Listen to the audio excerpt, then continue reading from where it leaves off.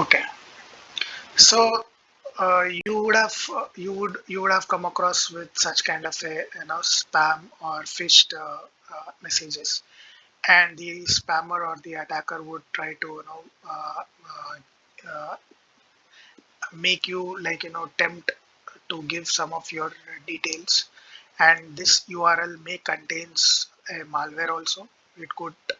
It could sit on your device, and it could be any of the malware type. It could be a virus, it could be like a spyware, it could be a ransomware, anything. It could be in the nature. So the moment when you see this and you are not aware whether the link is a legitimate link or not, so to identify that, we have a tool called VirusTotal. So this is a free tool where you can check whether the URL which has been shared by the attacker, or shared by your friend, which is being spreading across, where you can able to understand the basic context of that URL by visiting the website called virustotal.com. So if you see here, we have a option of entering the URL. So you can paste the URL here and you can enter. Now VirusTotal is similar to your Truecaller. What Truecaller does to your phone is, whenever a spammer is calling or some marketing caller is calling, the Truecaller is giving you a kind of a hint about the caller. So if the more number of users would have flagged that particular user, probably as a spam, then that could be reflecting on your dial tone that the spammer is calling, or probably a marketing agent is calling. Similar to that, this VirusTotal also will be functioning in the same manner. So this will give us a kind of understanding of that particular URL, what exactly it is. So it will give some context. If you see this, it is giving a score. Now the score says 10 by 100, and it is shown as a red color. So if you read this, it is showing 10 security vendors flagged this URL as a malicious. And if you see, the last analysis date was 9 hours. And this is the URL which we have been uh, looking at. And if you see the detection, these are the some of the vendors. They have flagged this as a phishing. And there is another vendor called CRDF. They have flagged as a malicious URL, and Fortinet flagged as a phishing, and anti-AVL gave as a malicious flag. Bitdefender gave as a phishing. So all these things as rated as a clean. But nevertheless, out of 90, 10 looks to be suspicious and malicious. Then it's clear indication that you should not touch it or click it by at any chance. And let's go to the details of that particular URL. Now if you see the details, this has been newly registered website, and Sophos, like characteristics, what it is giving is, it is a phishing related and fraud related website, which is being flagged by one of this vendor. Now also, we don't have any proof of whether it has been impacted any of the machines or not, because the age of that particular URL is very new. So we don't have the complete understanding of that particular URL. So the first submission was being done on 10th. So today the date is, sorry, 11th. Is it the 10th? 11th month, 10th date, yeah. On 11th month, November 10th, this was being submitted, and the last submission happened was on December 4th, yesterday at 4 o'clock. I think that is the time when I have shared this in the group as well. So the final URL looks like this, and this URL contains an IP address called 104.21.40.200. So that's how you could able to get the information of this particular URL. So there is another open source threat intelligence uh, URL detection or scanning, that's called URLVoid. So this will also give similar to the results how it has been showed in VirusTotal. So let's check this. This is also acts like a true caller to your phone. So if you see this, the website, it is showing Congress to 2024.limitedoffer.xyz, and the detection count or the score it is showing is 3 by 40, and the color is red. See, if the color is green, then you can expect that this is clean. There is no threat. But when it comes to the detection of the color is red, then it is almost a malicious URL. And the domain registration was done on 11th November 09. That also gave the similar details. So this was the IP address, and let's understand who's who information. I mean, it will gives us the okay. This it's a free service, right? We could not able to get the information of the owner. So that if you have the the license version, then you could able to understand who created that website, and on which DNS it has been hosted, and from which geolocation it has been created. That all information we could able to get it if it is a paid versions. Now the difference is, since we are using a open source threat intelligence platform like VirusTotal and URLVoid, we don't use this free sites, because in the organization or in the company we will be using a paid versions. So when we use like a paid versions, you will get all the information about that particular URL. If you see, this does not giving any DNS reverse information and ASN information and server location information, latitude, longitude, city, region. But if you are using a paid version, you could able to evaluate the complete information about the system or that particular URL. Now there is another technique. So far, what you did is you just gathered the link and put it in the open source platform like VirusTotal and URLVoid, but it is only giving as a score. But what if if you have a sandboxing environment? Now let's understand what is sandboxing. Now the sandboxing is, if I am clicking this link, the moment I click the link, it will be redirecting to that particular website.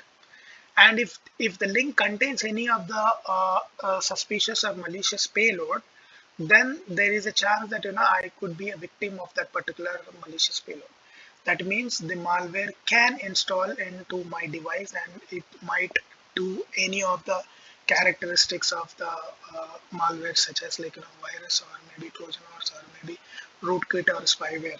So I don't want to take that risk. I don't want to browse this uh, link in my device. So we have a virtual solution, virtual sandboxing tool called Any.Run. So I don't have the logins at this moment, but this is one of the tool which will show the characteristic of that particular link. Now, since I told I can't open this in my device, so we have another solution, a virtual solution, where you can actually open that particular URL. So all you need to do is you need to register in this Any.Run. This is also a free version. And once you do the sign up, it will ask similar to this, how this VirusTotal asks to input the URL. It will ask the same URL dashboard, where you could able to send that particular URL. And in this environment, in this Any.Run environment, you can see the behavior of the particular link. What exactly the link is doing? Is it duplicating any of the Congress website, or it is showing some kind of like a promotional email or promotional web page which contains a form where you are supposed to give your inputs. So anything it could be. So to check or to run that particular URL in a safe environment, we use Any.Run. This is a free open source platform, and the process of doing checking of the website in the safe environment or safe virtual environment is called sandboxing. Okay, sandboxing. So sandboxing is the process where you could able to run that particular URL to check what is the behavior of that particular URL is doing. Right? Got it? So from now, you understood as a security analyst, you should not get blamed or bluffed with such kind of a promotional or spam messages. If you have encountered this, you need to educate them like this. Like I have did this yesterday. The moment I have seen this message, I have took a screenshot of this VirusTotal by running that URL in that particular threat intelligence platform, and this is giving a clear information that this link contains a malicious malicious URL. So it could be something which could do a harm to you or your machine. Got it? So one is the open source threat intel platform called VirusTotal, and another one is URLVoid to check the behavior of that particular URL. Apart from your device, we use Any.Run. So this is going to help us in doing the sandboxing. Clear?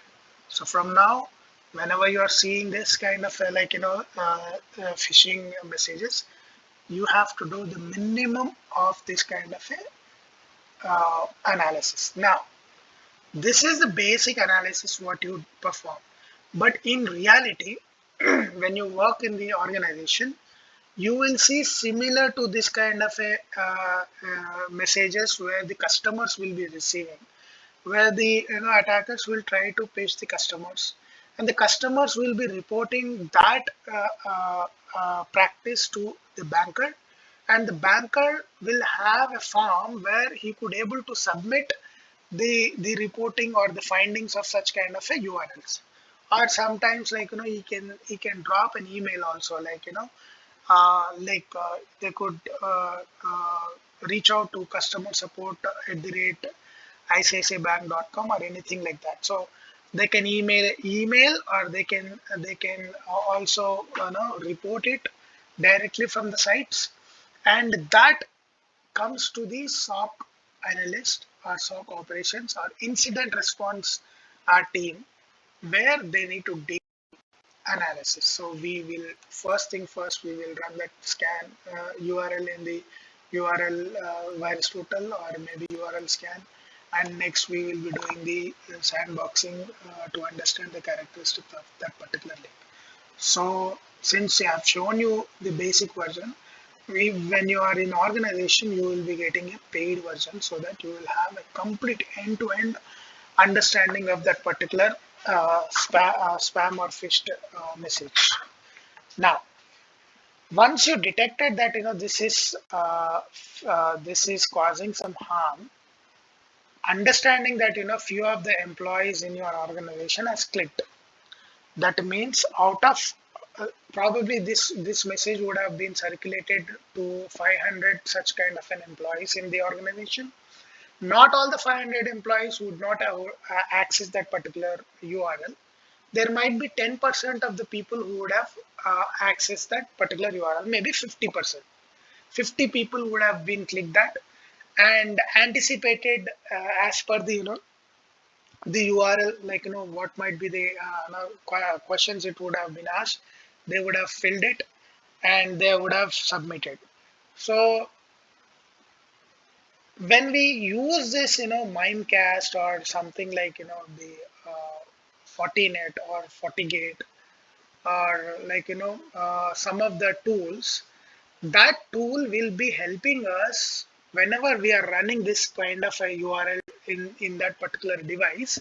It will show to whom it has been delivered and how many people would have been accessed it and how many people would have been submitted the request over the web with the help of that URL.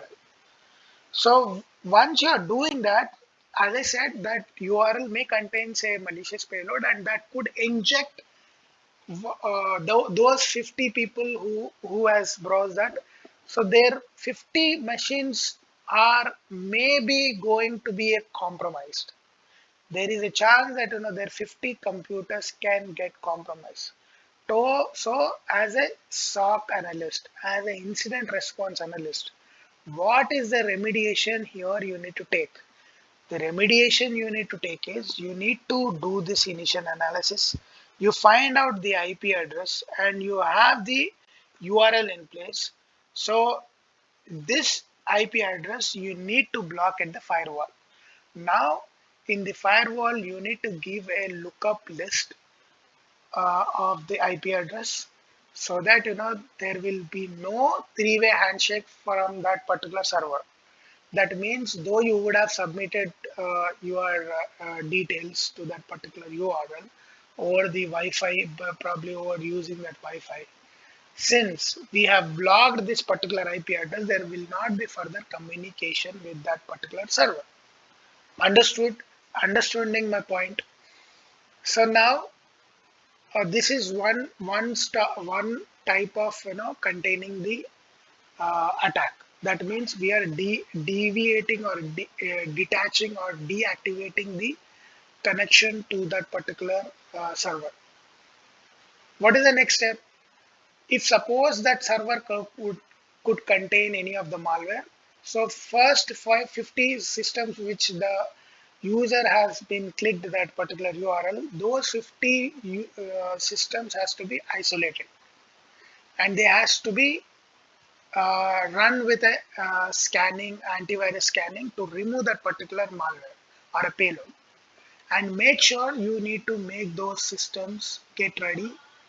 That process is called restoration. So what the incident response lifecycle says or teaches is, whenever you see the alert, first of all, you should be prepared enough and you should have that particular training in place to the employees not to click such kind of a URLs or domains.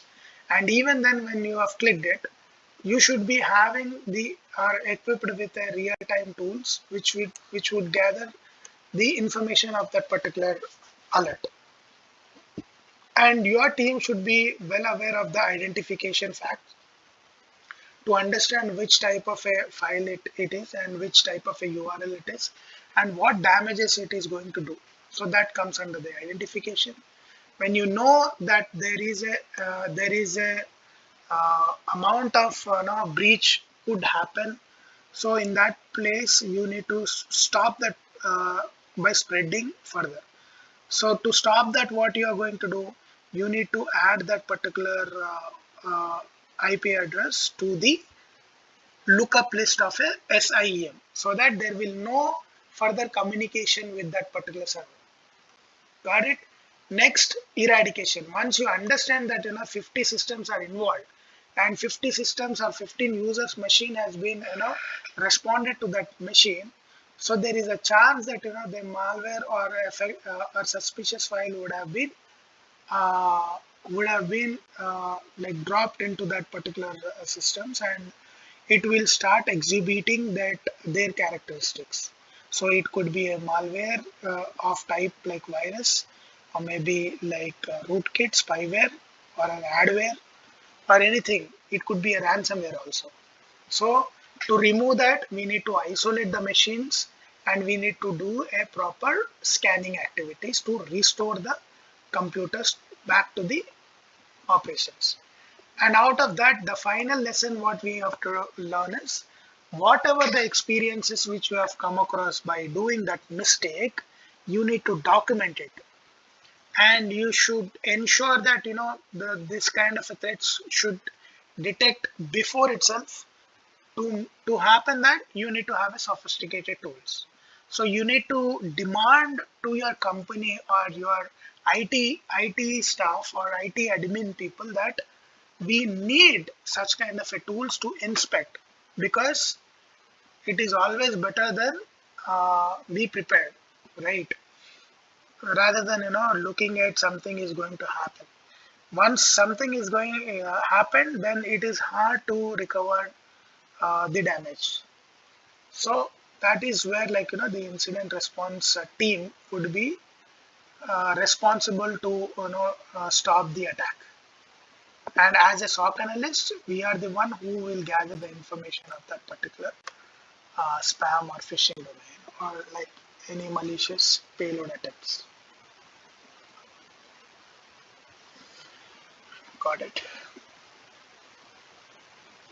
Any doubts?